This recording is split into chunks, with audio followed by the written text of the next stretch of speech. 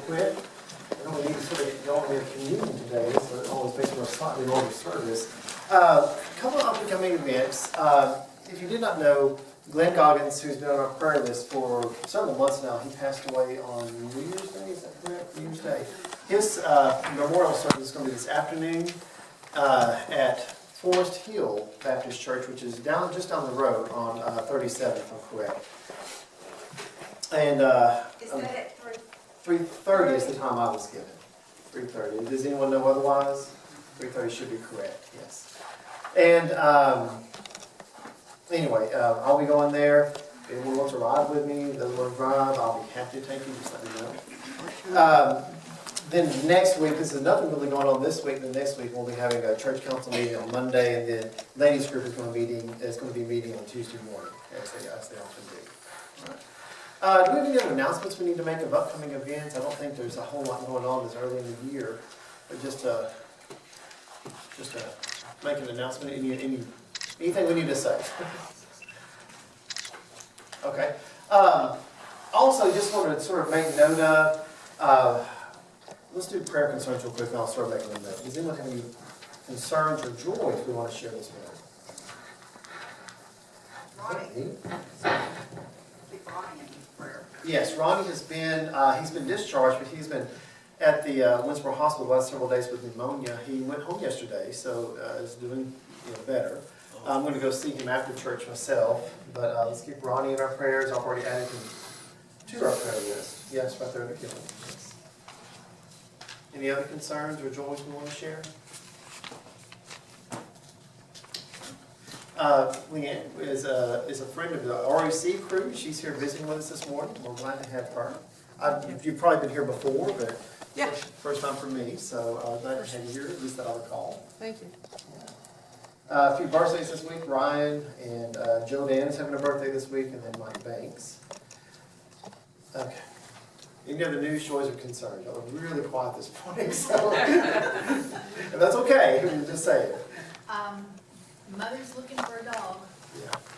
Pepper passed away Pepper on passed away. New Year's Eve, I believe.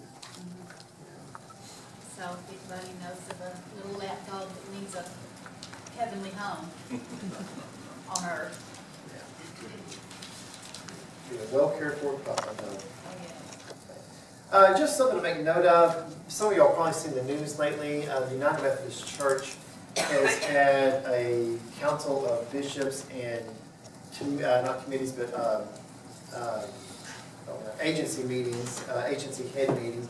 The Methodist Church has multiple agencies that work within it, doing different ministries. They have had several meetings over the last year and finally came to a plan that was announced on last Friday, of a potential plan to allow congregations to split from the United Methodist Church if they so choose over the issue of same-sex marriage and gay clergy. Okay. That's and that has been an ongoing issue that's been in discussion and debate and argument and tension for the Methodist Church for a number of years now, for at least 10 years now. And probably longer than that, but 10 years that I've sort of been in ministry that I've been done. It is a plan. Okay, it is a plan. It will be proposed and voted on in May at the General Conference, which we have every 4 years. And so nothing is set. I mean, some people have sort of jumped to conclusions. Oh, the church is split, and the church is is going to rip in half or whatever. It is going to be one of several plans that is going to be proposed at General Conference, just to sort of hopefully ease the anxieties people are already starting to feel, because I've already seen some news reports that are jumping to conclusions that this is a done deal. Far from it. It's just been a policy plan of action that's been announced to sort of make room for all Methodists and still allow people to, I guess, go the direction that they feel theologically that they belong on that issue. So just to sort of make note of that. I have a question. Yes, ma'am. Will the churches also vote on this? I can't remember how it works at General Conference. There are delegates from all over the world who will be there. They usually, they represent the churches. Who are allowed to vote, I'm not sure who those delegates are. But I'm just asking. yeah, and I need to find that out. I'm not honestly sure on that, Betty. It'll be voted on in May. Something will be voted on in May. And it's very possible that there's going to be some change, that there's going to finally be a decision. There was a special meeting last winter that sort of keep everything the way it was, but I think it was sort of a Band-Aid until General Conference can make a permanent solution to this ongoing issue. And just something we might be mindful of and keep in prayer, just our church at larger denomination that is able to make the right decision, whatever that may be, for God and for its people. Okay? Yes? Will they leave it up to individual churches? That's got to decide which. The understanding I have, now, I've only sort of read like the shortened version of this 8-page policy plan that's been proposed. The understanding I have, which I may be wrong, Jim, is that if this plan does pass, congregations that choose to exit the United Methodist Church can do so, and they're talking about a new denomination that will be called the Traditionalist Methodist Church. So my understanding is if you want to, I'm not sure exactly how it's going to work out. They're going to provide funding, I think, to provide startups, it sounds like, for new churches, but the details I don't know. And I'm sure it's going to get amended to death before it ever, whatever passes is probably going to be very different than what it looks like right now, just because it always sort of gets amended. It's like Congress. You know, everyone's got to tack on their amendment and change it up in some way, and then they argue about it forever and then don't vote. So we'll see. Yes, ma'am. I think the other alternative is progressive, as traditionalist in UMC. Okay, so I hadn't heard the progressive version of that either, so. What's she say? Progressive Methodist Church, and she's, I think that's mentioned in yeah. I've heard that word used, but not like as a denominational name. But anyway, we'll see. We'll see. I don't think that's going to affect us immediately. There's a lot to be hammered out, but again, let's just be mindful and prayerful for our leaders that they follow guidance on this and make the best decision for the church. Other news, we want to share anything else, folks? All right. Well, today's Epiphany Sunday. It's a special Sunday, sort of marking the recognition of the Christ child as the Christ. And I put a little blurb in your bulletin. You can read that if you want to, sort of explaining where that word comes from and sort of what it means in the religious context and what it meant originally, which is just a little interesting little footnote for y'all. If you like history, I know we have some history buffs in the room, so there she goes. All right. Well, there's nothing else to announce. Let's begin with our opening prayer, friends. Perfect light of revelation, as you shone in the life of Jesus, whose epiphany we celebrate. So shine in us and through us, that we may become beacons of truth and compassion, enlightening all creation with deeds of justice and mercy. Amen. Our first hymn is going to be number 176, Majesty, Worship His Majesty. And we'll sing through twice. Majesty,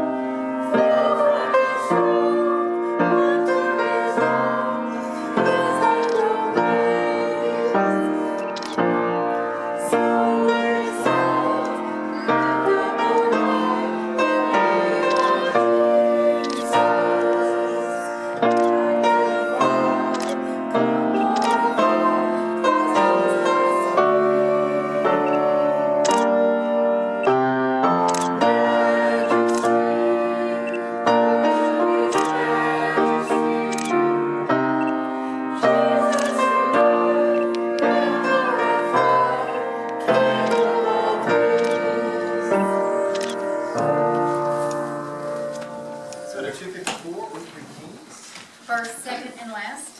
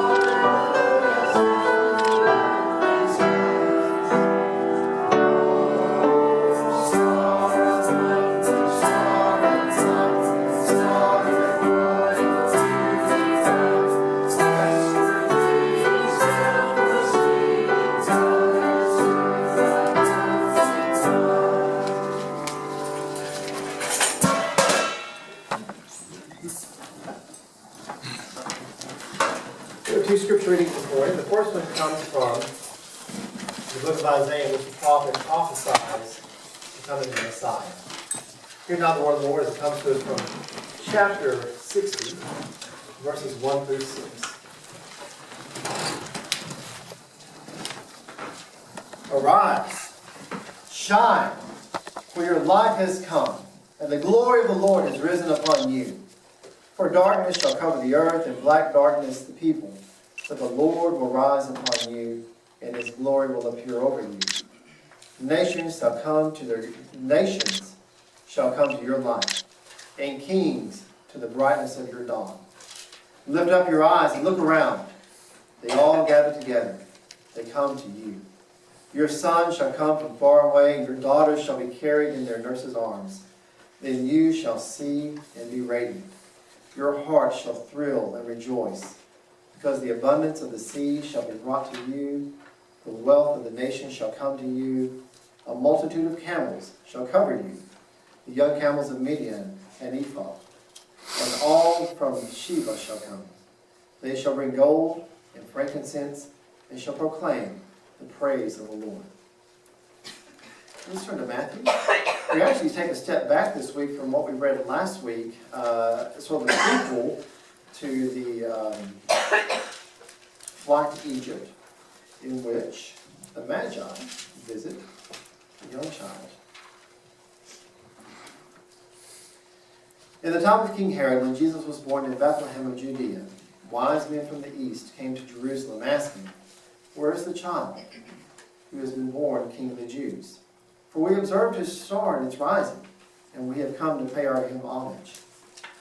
When King Herod heard this, he was frightened, and all Jerusalem with him. And calling together all the chief priests and scribes of the people, he inquired of them where the Messiah was to be born. They told him, "In Bethlehem of Judea, for it has been written by the prophet, and you, Bethlehem, in the land of Judah, are by no means least among the rulers of Judah. For from you shall come a ruler, who is to shepherd my people Israel." Then Herod secretly called for the wise men and learned from them the exact time when the star had appeared. Then he sent them to Bethlehem, saying, "Go and search diligently for the child, and when you have found him, bring me word of him, so that I may also go and pay him homage." When they had heard the king, they set out, and there ahead of them went the star that they had seen at its rising, until it stopped over the place where the child was. When they saw that the star had stopped, they were overwhelmed with joy. On entering the house, they saw the child with Mary, his mother, and they knelt down and paid him homage. Then opening their treasure chest, they offered him gifts of gold, frankincense, and myrrh. And having been warned in a dream not to return to Herod, they left for their own country by another road. For the word of Scripture among us, for the word of God in Scripture, for the word of God among us, and for the word of God within us. Thanks be to God. Thanks be to God. Thank you.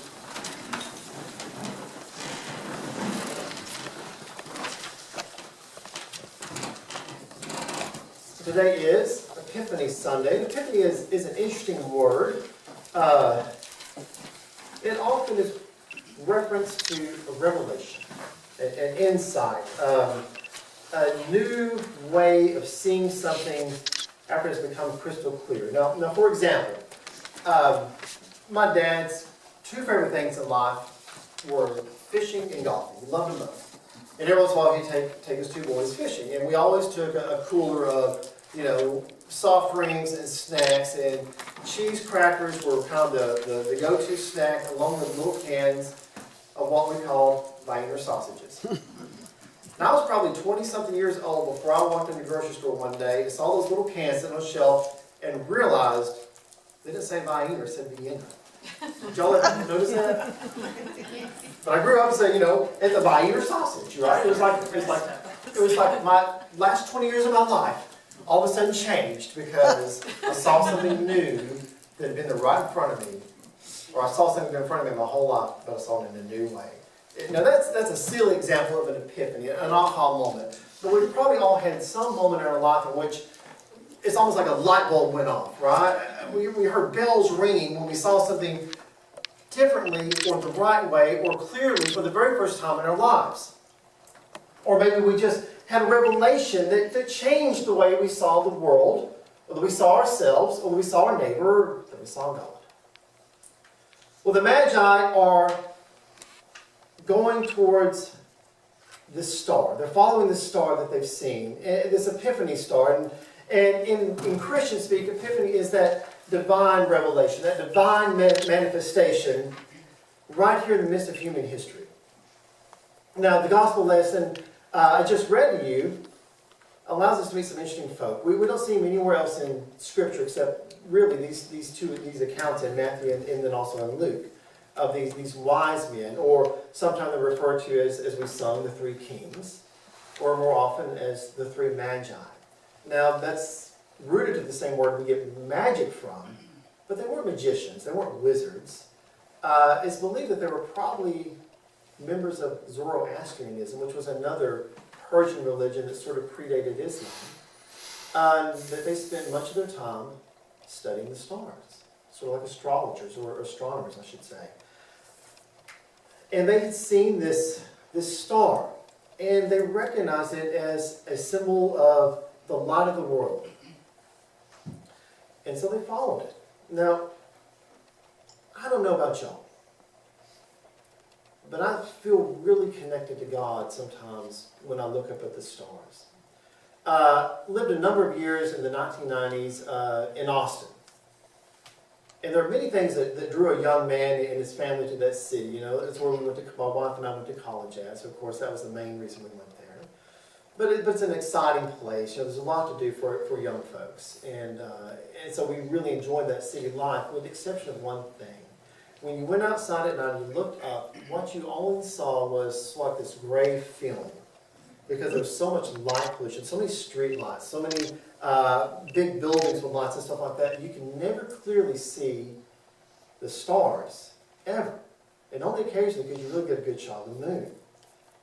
And so, believe it or not, one of the main reasons that we moved back to East Texas, sort of my stomping grounds as a child, in '98, was because when you went outside, you could see the stars. And if you've never been away from that blessing of seeing the stars at night, you may not know what you're missing. But I know on our little farm out in Yanis, which has Lake Fork sort of going all around it, it is so dark at night that on a good night, you can not only see the stars, you can actually see the Milky Way band going across the sky. And it's absolutely gorgeous. And it's humbling.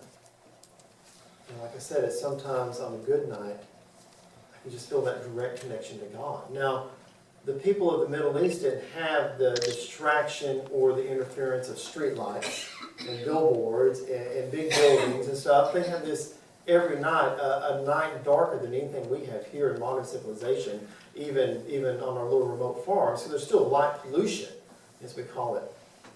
But these people got glimmers of God and a closeness of God in that experience of seeing the stars. And so they followed that. There seemed to be something in the air. Now, have y'all ever experienced that, maybe through watching the stars? Nature around you? Somehow in the world, that thumbprint of the Creator sort of gave you some reassurance or some feeling there's something bigger in the world than just us, right? Something much bigger, I think. And then they go on this journey. And they're not really sure where they're going.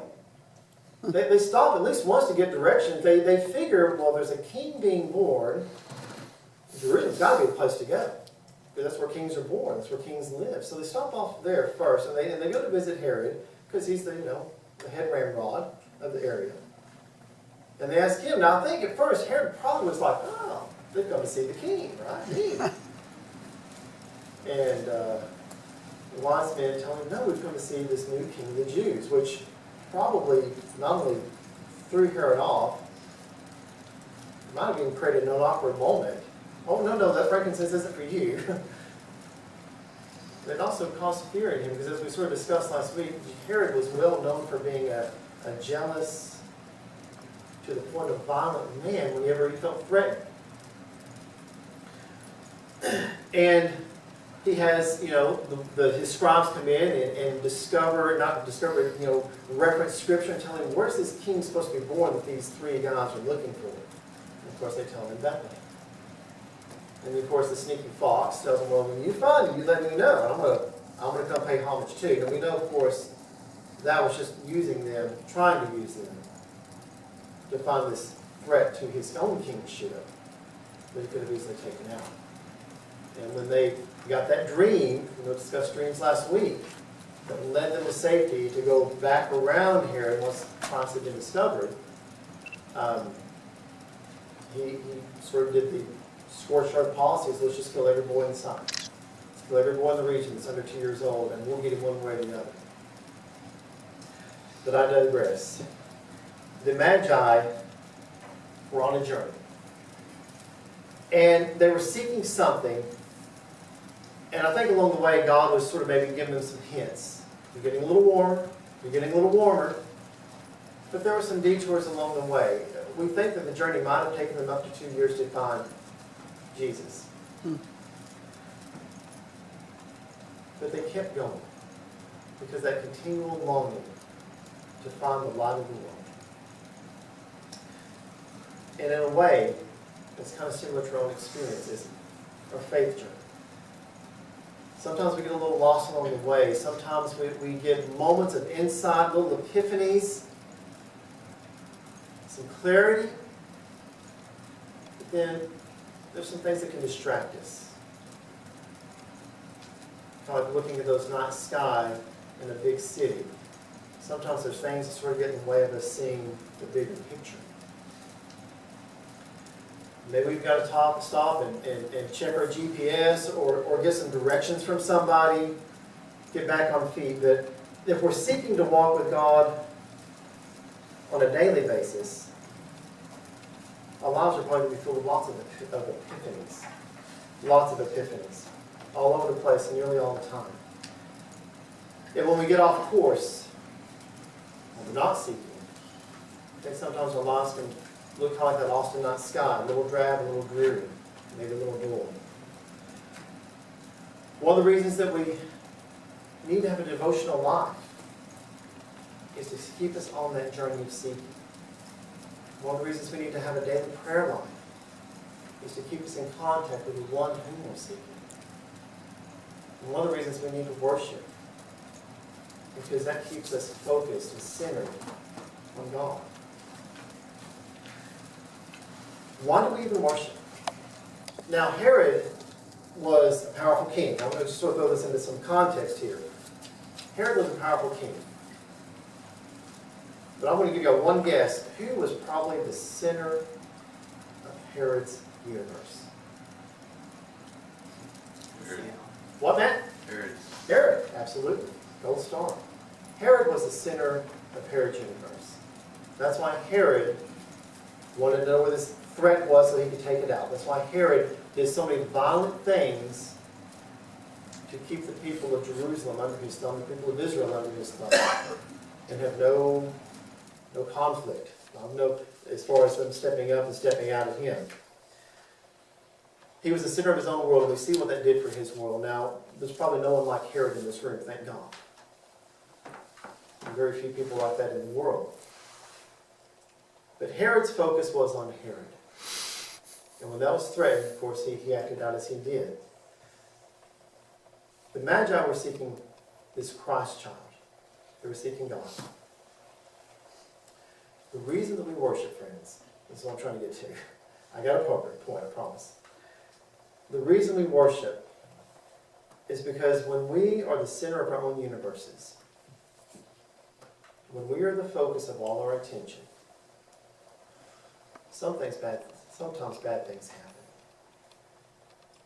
When we are staring only at our own lives and thinking only of what was going to benefit us, of only what's going to get me ahead, of only how things are going to make my life better, I tend to care a lot less about my neighbors. I tend to care a lot less about the world around me. And that's how self-centeredness can be a negative thing. When I worship, my focus shifts to make God the center of my universe. And when I can see God as the center of my universe, and God is what is important, it allows me to look up and look out, and not only see the splendor of God around me, but see God's people, see my neighbors, see their needs better, see their love and their friendships better, to see who these people really are more clearly. If we lift up our eyes and look around, not just to God, but around us because of God, that allows us to see God well and reveal God's love and life in things beyond just myself.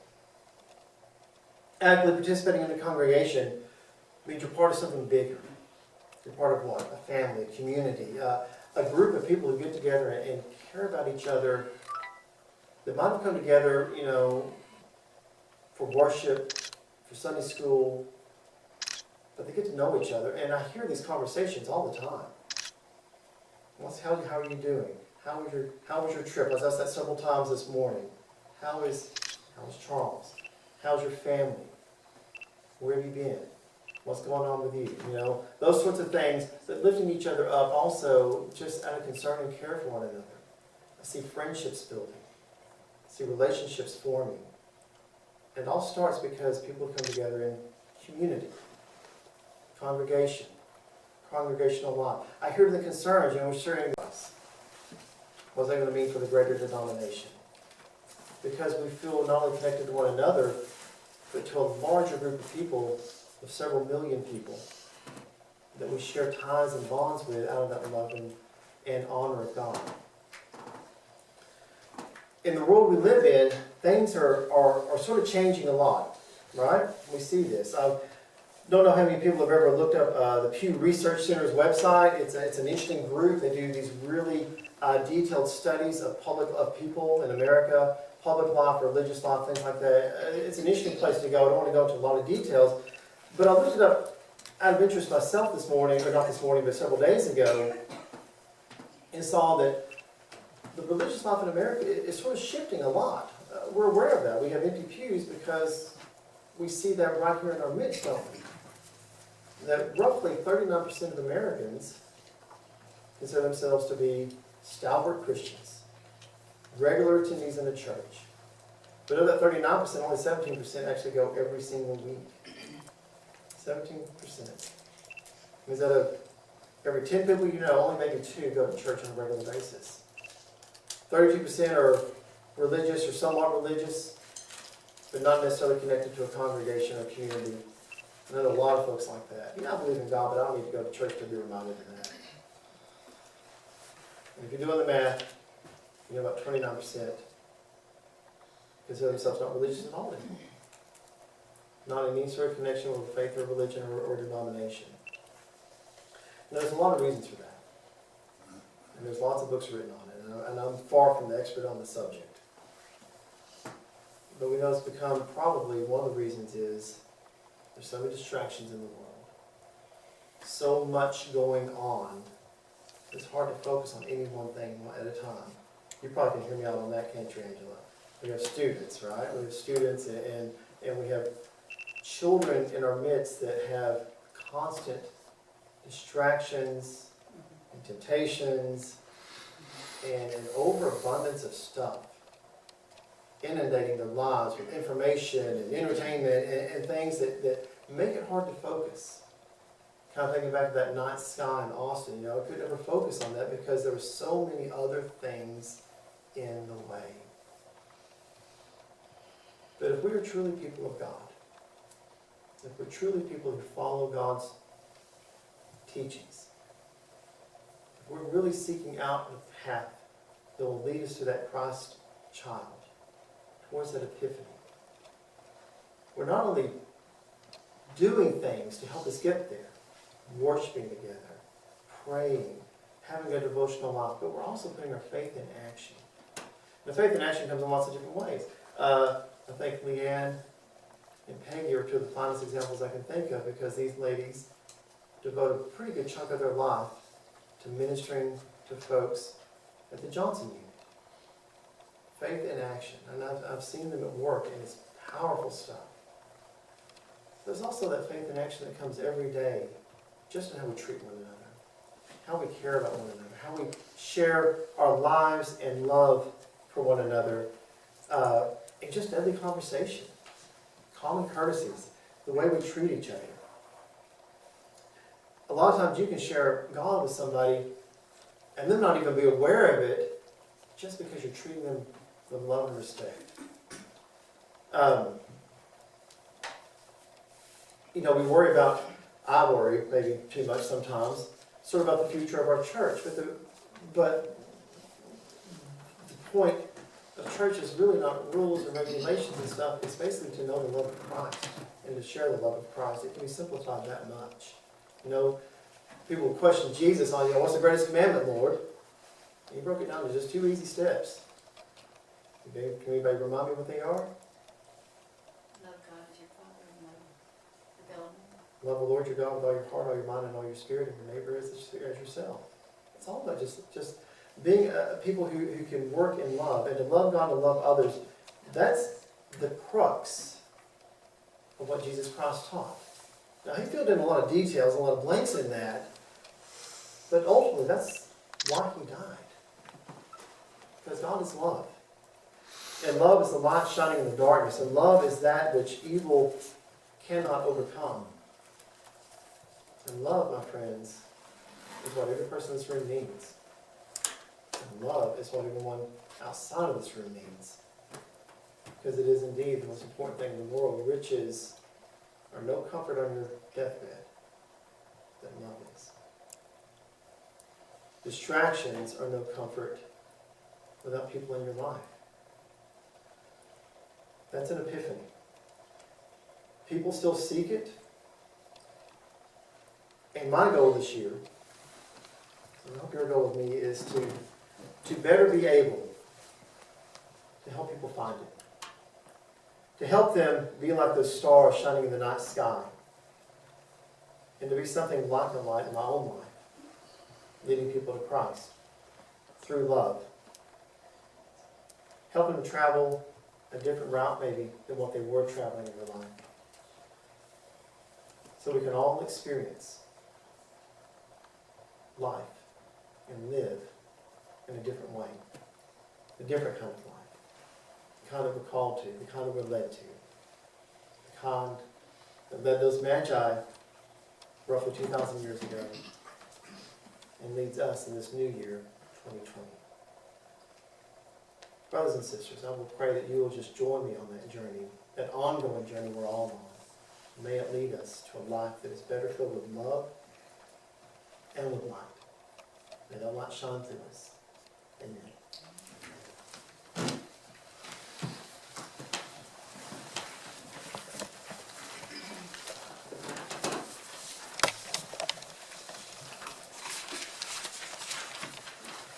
If you will join me in prayer, we're going to pray for the folks that we have sort of shared a little bit of news on this morning and any other concerns. And I'm going to ask that you would join me in that prayer.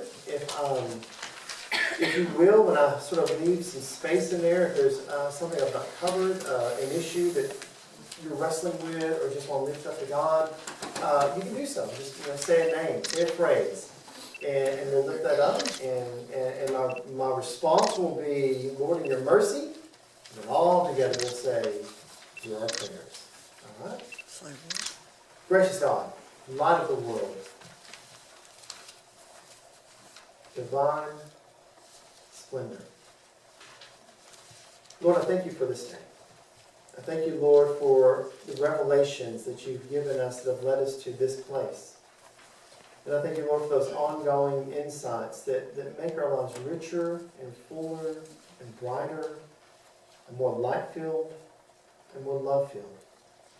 Lord, there's so many things in this world that can take us away from you, so many things that can lead us astray off that path that you have set before us. Sometimes those distractions are of our own making, our pursuits, our hobbies, our temptations that we give into. Sometimes it's just our apathy or even our laziness that makes us stray, makes us wander off. I just ask, Lord, that you will continue to shine light into our life that will lead us to you, to a better life for ourselves, and for a better life for the world around us by the lives that we continually try to live by living in your image. Lord, I ask your forgiveness for the sins that we commit.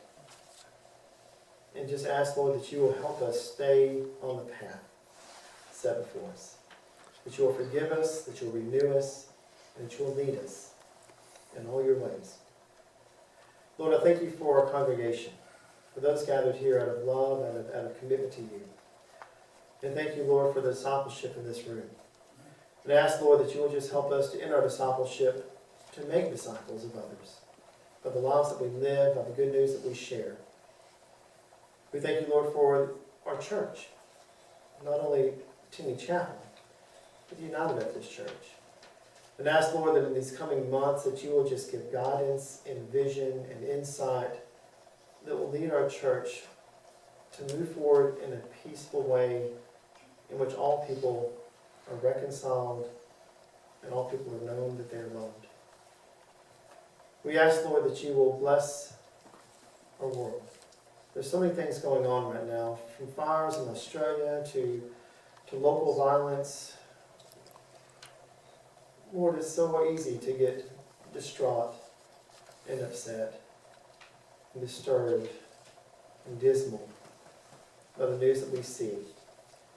I ask, Lord, that you'll help us to see the good news. The good news that even though there may not be as many people in this church as there once were, that means there's that many more people to reach and to share your good news with, and we find excitement and joy in that opportunity. And just ask, Lord, that you'll also bring healing to the damages of this world, to the pain that causes violence, and to the upset ecology that brings about disturbing things such as wildfires and such. Lord, we lift up our friends and our neighbors that are on our prayer list. We ask, Lord, for healing and for peace. Especially this morning, Lord, I lift up Georgia Goggins, who is grieving the recent passing of her husband, Glenn. And just ask, Lord, that you'll bring peace to her soul and peace to her family. Lord, it's been a hard loss for her. And she's going to feel that for some time. And we just ask, Lord, that you'll be there to give her comfort and reassurance. Lord, we lift up our friend Ronnie, who's recently been sick. We just ask that you'll continue to bring healing to his body and return him to full strength. Lord, we lift up Miss Frankie. And just pray that as she is going through the different issues she's going through, that you'll also bring comfort and peace into her life and also to her family's life, who's doing so much to take care of her. Lord, we lift up all those on our prayer list. Charles as well, and Jonathan, and Joy, and Matthew. And all the others that I may have not named, but I'll leave it up to my friends around me to lift up other names and other needs as they feel them in their hearts.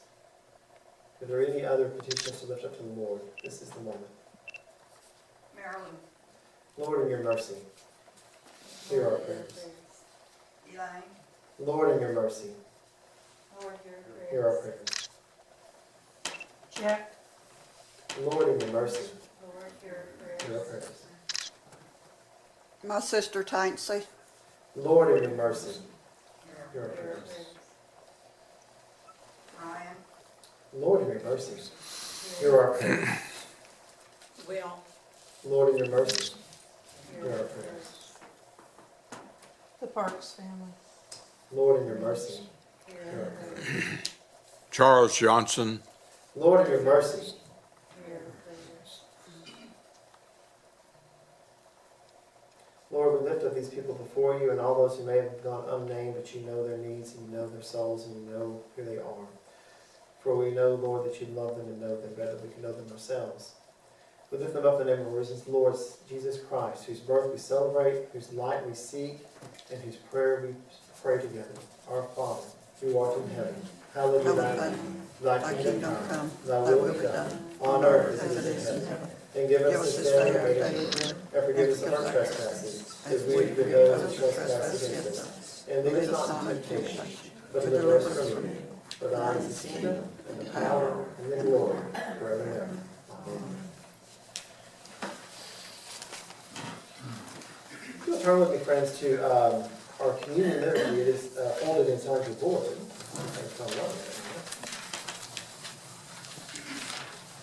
If you will, just join me in the great Thanksgiving. And just to preface, as we serve communion, I know we have some friends in the congregation this morning who may have not communed with us before. In the Methodist Church, this is an open table.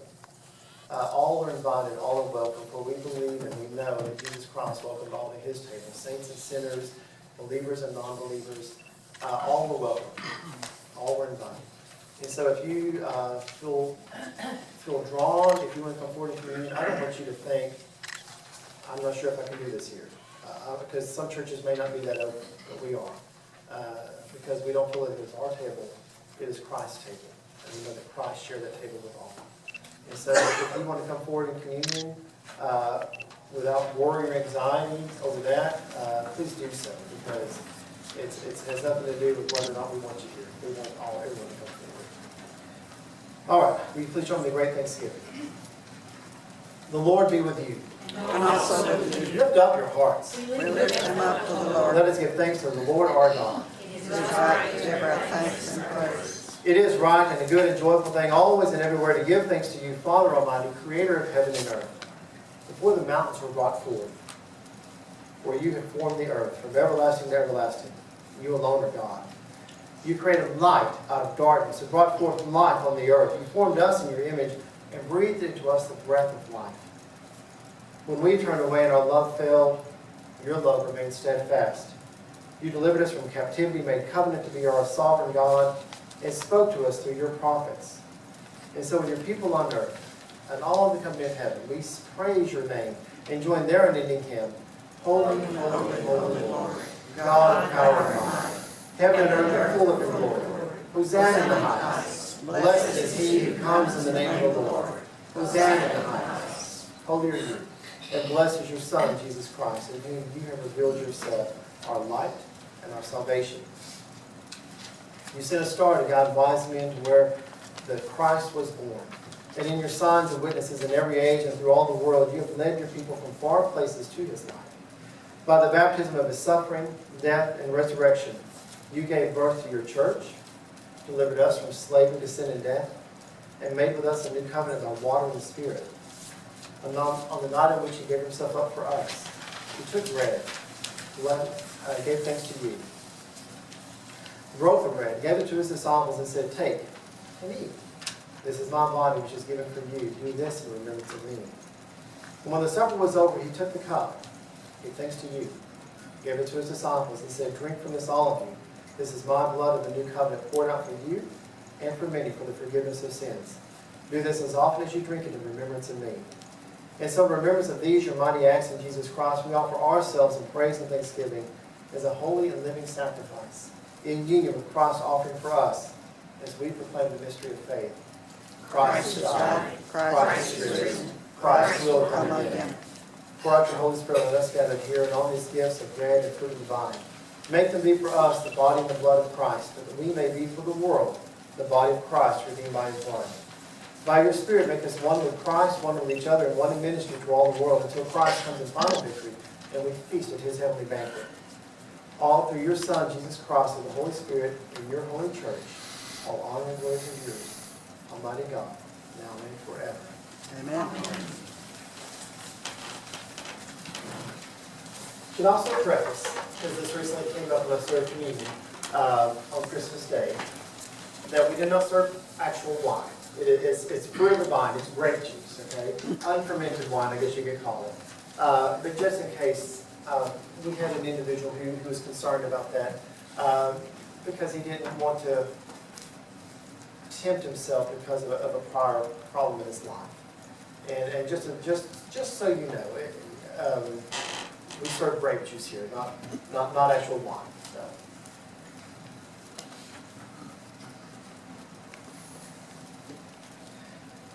As many grains of the field are gathered together to form one loaf, so it is that we are drawn together to form one body.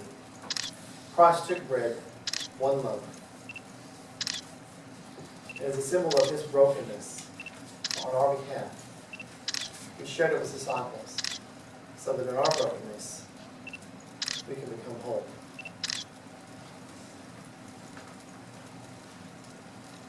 And he took the cup, and he blessed it and shared it with those who gathered at the table. He said, "Take and drink, do this in remembrance of me, for it is my blood shed for you for forgiveness of sins." And we continue to share that as a reminder of his ongoing forgiveness for us as well.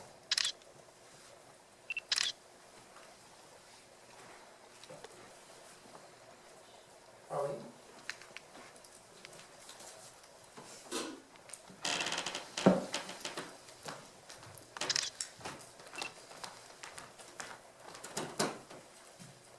Arlene, take me the body of Christ broken for you. Arlene, take and drink the blood of Christ. Thank you.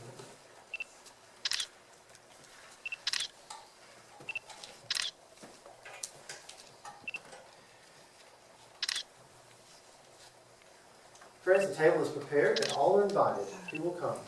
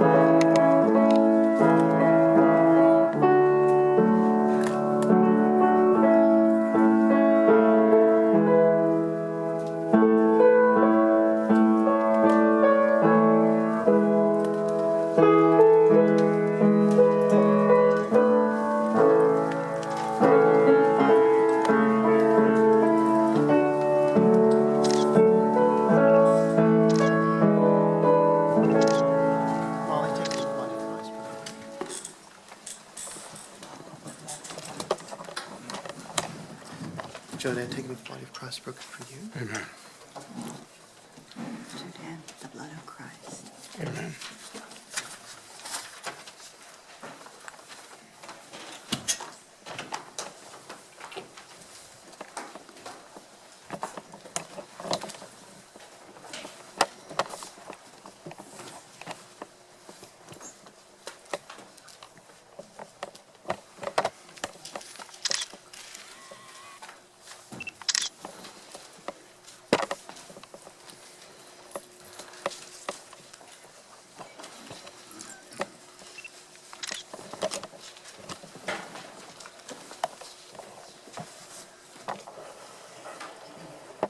You will take a hand if someone needs you, if you can reach them. Gracious God, we thank you for this day. We thank you, Lord, for the blessing it instills on us, and we just ask that it strengthen us, body, mind, and soul.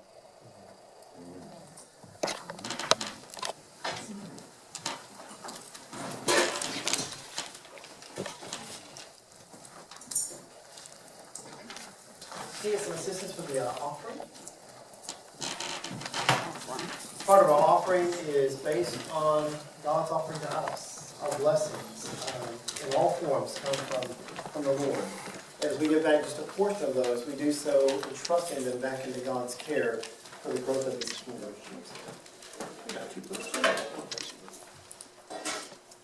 Our youth offering goes in our pie pans. It's our noisy offering, if you'd like to offer that, and knowing that it's going to go for our youth. And then our church offering, if you'd like to put your plate, however you want to place it. Lord God, we just thank you for the ways in which you've blessed our lives, for the lives that you've shared, for the lives that you've blessed us with. And we ask, Lord, as we give back, that you will give us vision on how to use those gifts that you are returning to the church for the growth of your kingdom. In the name that we offer this, we pray. Amen.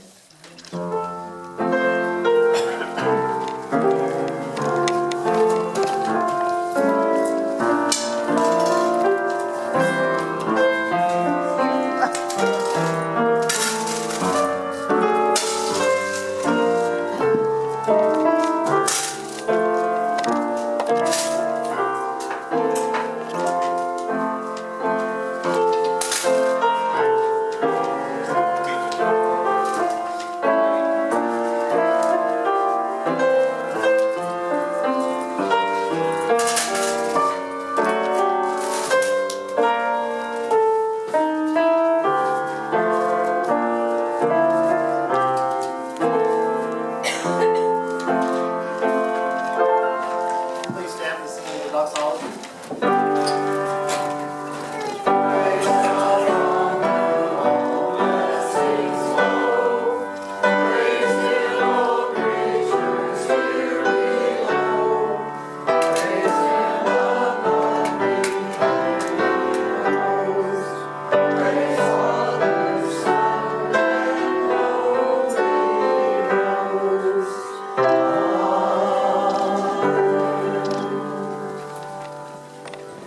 Our final hymn is going to be number 189, Fairest Lord Jesus, and it comes with the invitation to discipleship. If you have a testimony to share, a question to ask, a prayer up here perhaps, that you just need to pray, or you prayed with, or prayed for, you're invited to do that as we sing our song. Just step forward and I'll take care of you. Last song, Fairest Lord Jesus. And we sing them all the while. Oh, first and last. First and last.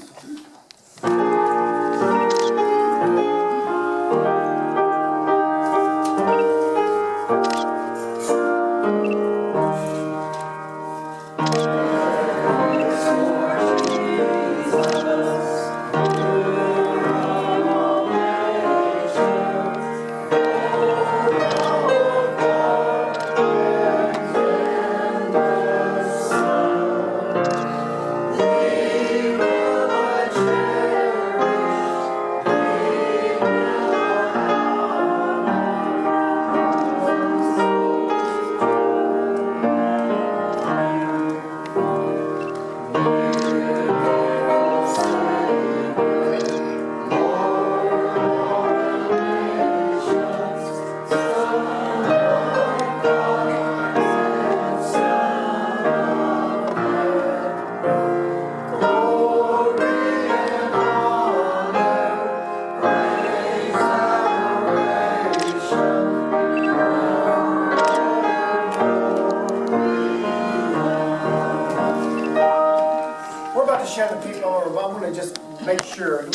why we share the peace?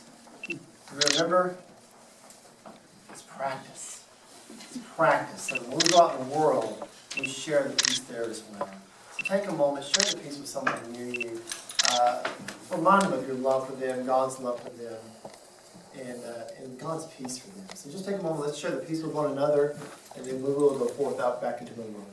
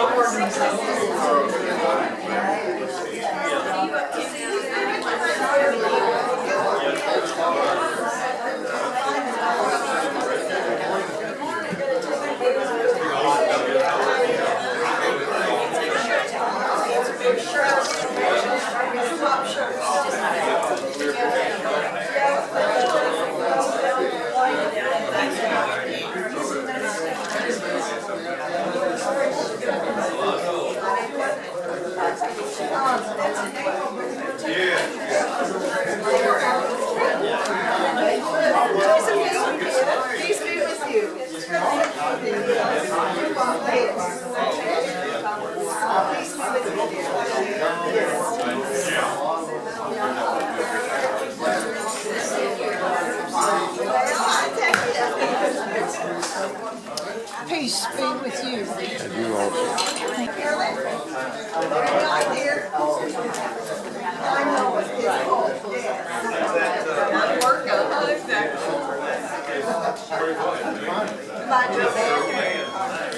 Peace be with you.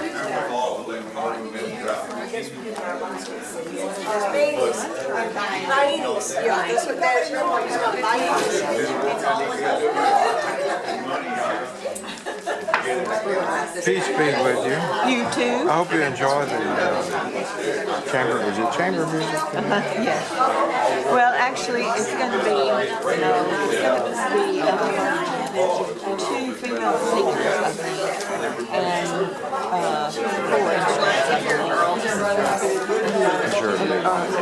There's a pianist, I know, and I think there's going to be some Have you ever heard that when Miguel Antonio plays the guitar in that series? I may have just recognize the name. If he comes up later, Miguel Antonio, Okay. wonderful guitar. Okay. I think I may have heard him play, what do you call it? High school guitar. He does a lot of Spanish influence. Yeah, in fact, he studied under Segovia. Yeah. Andre Segovia. Yeah. I think I may have heard him.